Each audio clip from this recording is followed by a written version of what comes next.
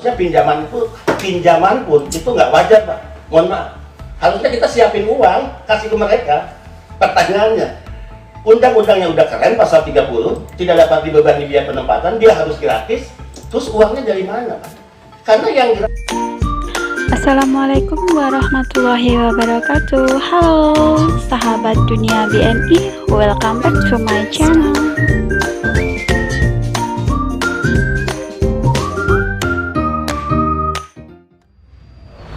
apa sih yang dimaksud dengan KUR? Apa sih yang dimaksud dengan KTA? Bapak Ibu, tun dan semangat kita ini sama. Kalau bunyi pasal 30 ayat 1 jelas kok. Pekerja migran Indonesia tidak dapat dibebani biaya penempatan. Nah, ini kita punya pandangan yang sama. Apa sih biaya penempatan? Biaya pelatihan, biaya ngurus visa, biaya ngurus paspor, biaya ngurus tiket, ya. Dan itu angkanya sangat besar. Kebiasaan selama ini PMI menjual harta keluarga atau pinjam ke rentenir. Saya tentu sebagai kepala badan melihat undang-undang tadi, harusnya pinjaman pun itu nggak wajar, Pak. Mohon maaf. Harusnya kita siapin uang, kasih ke mereka. Pertanyaannya, undang-undangnya udah keren, pasal 30, tidak dapat dibebani biaya penempatan, dia harus gratis. Terus uangnya dari mana, Pak? Karena yang gratis itu adalah sektor informal Malaysia. Pak Saleh, Malaysia itu gratis sektor informal, Pak. Tapi formalnya bayar. Negara-negara Taiwan bayar, Pak. Agensi dari mana keuntungannya? Kalau tidak bayar, kalau digratiskan semua. Kecuali jika negara menyiapkan uang. Bahkan saya pernah dianggap gila karena saya katakan pasal 30 ini idealnya dilaksanakan dong. PMI tidak dapat dibebani biaya penempatan. Kemudian saya coba exercise. Kalau setiap tahun ada 270 PMI yang berangkat, kita kasih cuma-cuma aja 30 juta. Agar dia memang tidak dibebani biaya penempatan sebagaimana pasal 30 undang-undang yang Bapak Ibu buat. Yang sangat keren itu menurut saya.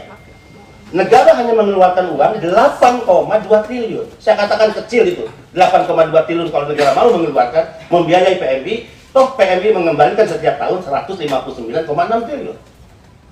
Jadi mudah-mudahan saya tidak disebut gila dengan ide sebagaimana semangat pasar, dan saya setuju, bebaskan mereka, jangan bayar sepeser pun, harusnya.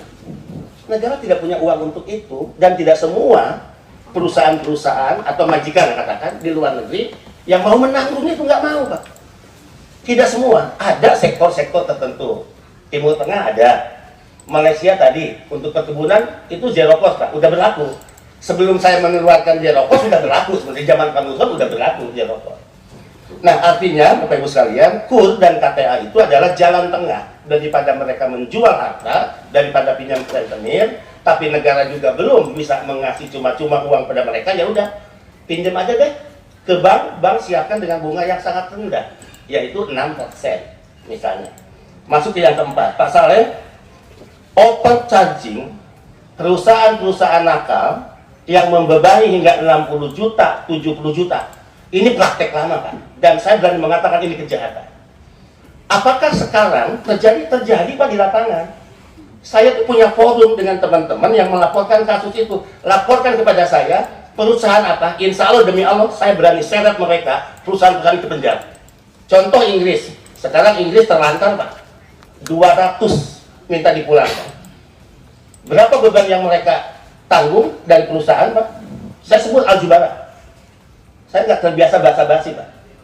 Dibebankan 70-80 juta. Menurut saya ini kejahatan.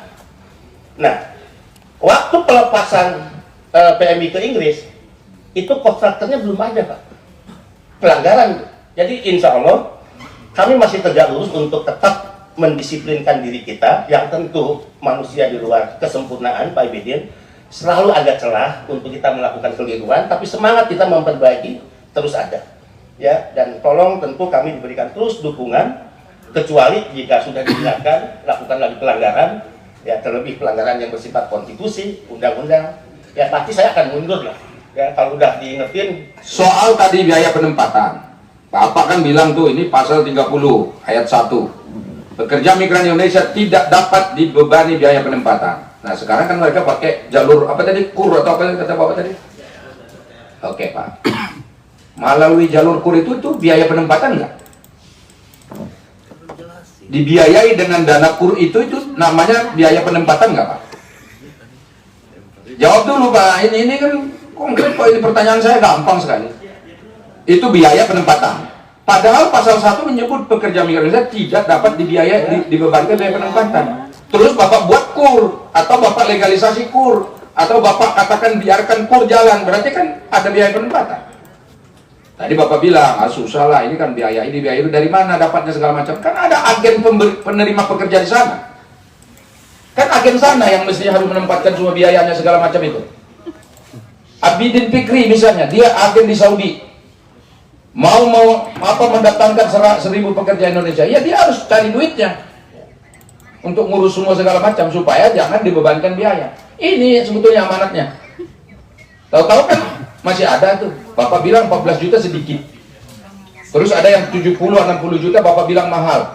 Bapak bilang saya bersumpah yang 70, 60 itu melanggar akan saya kejar. Kan gitu kata Bapak tadi. Emang 14 sama 70 itu nggak sama-sama melanggar?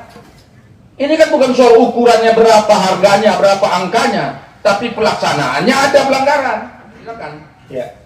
Silakan Pak. Membaca pasal 30 itu ada 2 ayat, tidak bisa hanya sebagian ayat, Pak. Pasal 30 ayat 1 disebutkan pekerja migran Indonesia tidak dapat dibebani biaya penempatan. Ayat 2 mengatakan ketentuan lebih lanjut tentang biaya penempatan, undang-undang Pak. Biaya penempatan sebagaimana dimaksud pada ayat 1 diatur dengan peraturan kepala badan. Dan saya ingin sampaikan kepada Bapak Ibu, dalam proses pembuatan setiap regulasi di kementerian apapun, itu tidak ujuk-ujuk hanya maunya kami. Selalu ada tahap harmonisasi yang melibatkan kementerian lembaga, bahkan partisipasi publik yang kita undang.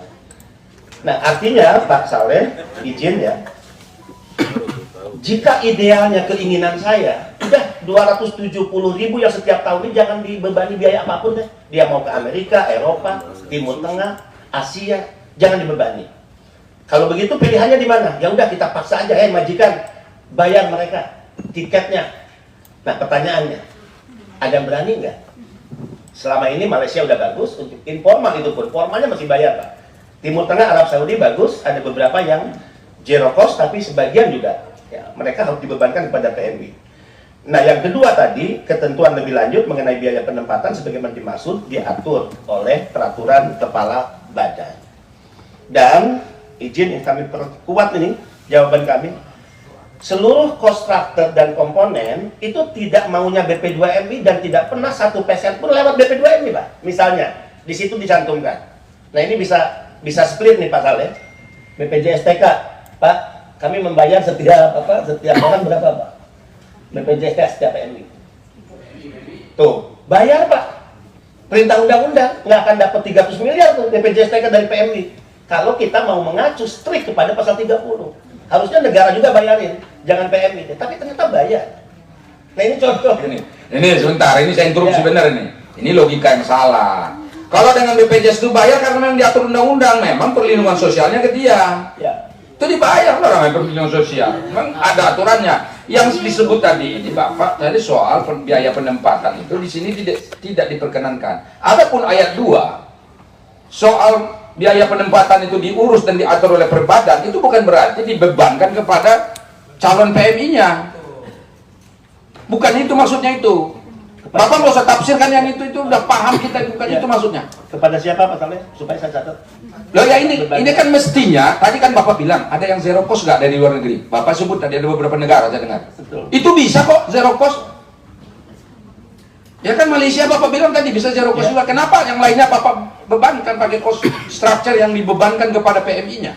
Ini yang jadi problem kita karena dia melanggar pasal ayat 1 itu. Itu loh. Jadi jangan ditafsirkan ini dengan tafsir yang sebetulnya tidak seperti apa yang diamanatkan dalam undang-undang itu sendiri. Thanks for watching and see you next video. Wassalamualaikum warahmatullahi wabarakatuh. Bye bye.